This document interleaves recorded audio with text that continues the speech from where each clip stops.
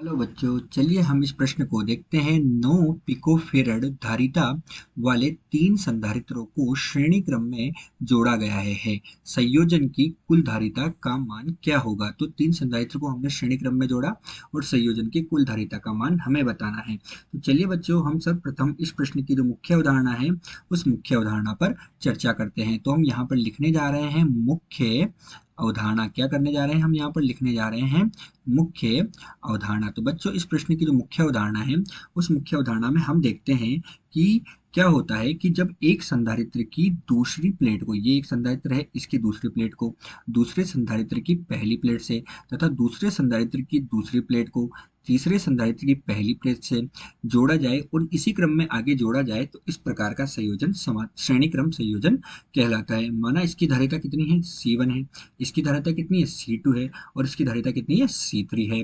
और ये जो श्रेणी क्रम संयोजन होता है इसमें प्रत्येक संधारित्र पर विभवांतर का मान अलग अलग होता है। इस पर विभवांतर होगा V1, इस पर विभवांतर कितना होगा? V2 और इस पर विभवांतर कितना होगा? V3। लेकिन इन पर जो आवेश का मान होता है वह समान होता है। यही हमारे श्रेणी क्रम संयोजन है और यही इस प्रश्न की मुख्य अवधारणा है।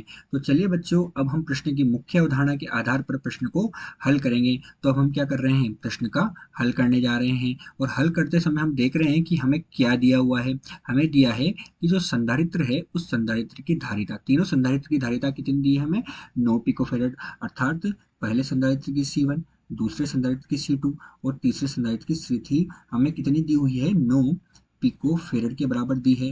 अर्थात ये कितनी दी है? 9 गुणे 10 की घात ऋण 12 फेरेड के बराबर हमें दी हुई है। ये हमें इसकी धारिता दी हुई है। तो अब हम इसके हल में देखते हैं और हल में हम क्या देख रहे हैं? हम जानते हैं कि जो श्रेणीक्रम संयोजन होता है उस श्रेणीक्रम संयोजन में धारिता का जो मान होता है वो निम्न सूत्र द्वारा दिया जाता है। अतः श्रेणीक्रम संयोजन में 1/C बराबर 1/C1 प्लस 1/C2 प्लस 1 क्या होता है? C3 हमारे पास होता है। यानी कि 1/C1 धन 1/C2 धन 1/C3 हमारे पास होता है। इन सबके मान हमें दिए हुए हैं तो इनका मान हम रखेंगे। 1/C बराबर हमारे पास कितना दिया हुआ है? 1/C1। C1 कितना दिया है? 9 पिकोफेरेड धन C2 भी 9 पिकोफेरेड और C3 भी 9 पिकोफेरेड। जब हम इनका लसाअ लेंगे तो हमारे पास कितना हो जाएगा? ये 3/9 हो जाएगा। अतः 1/C बराबर हमारे पास कितना होगा?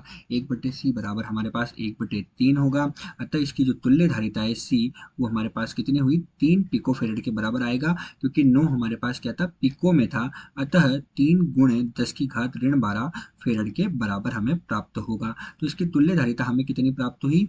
जब तीन संधारित्र को श्रेणी क्रम में जोड़ा तो इसकी तुल्य धारिता हमें 3 पिकोफेरेड के बराबर प्राप्त हुई। अतः बच्चों, दिया गया जो प्रश्न है इस प्रश्न में हमें जो तुल्य धारिता है उस कुल धारिता का मान 3 पिकोफेरेड के बराबर प्राप्त हुआ। आशा करते हैं आपको प्रश्न समझ आया होगा। धन्यवाद।